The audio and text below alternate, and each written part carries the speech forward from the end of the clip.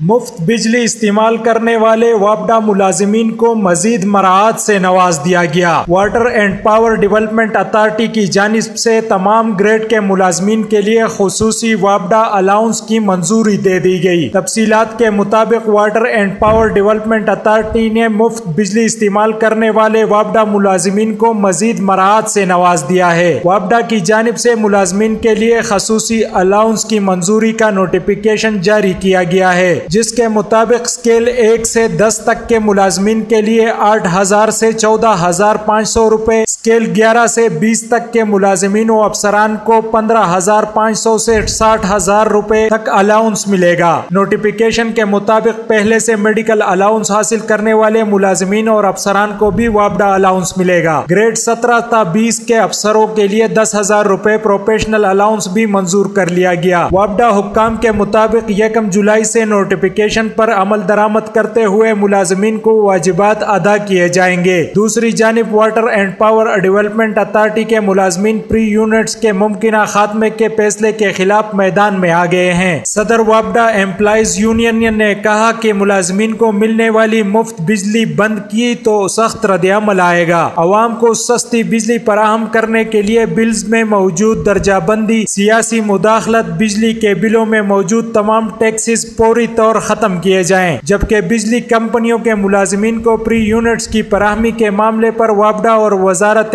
آبی وسائل نے پری یونٹس کی سہولت ختم کرنے کی مخالفت کر دی۔ ذرائع کے مطابق وزارت آبی وسائل کا موقف ہے کہ پری یونٹس ختم کرنے سے کوئی بچت نہیں ہوگی۔ ذرائع کے مطابق نیپرا نے پری یونٹس کے بجائے یوٹیلیٹی الاؤنس دینے کی تجویز دے دی ہے، جبکہ وزارت خزانہ نے بجلی کے پری یونٹس کی سہولت ختم کرنے کی تجویز دی ہے۔ ذرائع کے مطابق پاور ڈویژن کی تجویز ہے کہ ملازمین کو ماہانہ تنخواہ میں پری یونٹس کے برابر رقم دی جائے، اور پاور ڈویژن نے مونیٹائزیشن کی تجویز وفاقی کابینہ کے اجلاس میں پیش کی ہے۔ ذرائع کے مطابق 1,89,171 ریٹائرڈ اور حاضر سروس ملازمین کو پری یونٹس دیے جا رہے ہیں۔ ذرائع کے مطابق ریٹائرڈ اور حاضر سروس ملازمین کو ماہانہ 3,47,58,825 پری یونٹس دیے جا رہے ہیں۔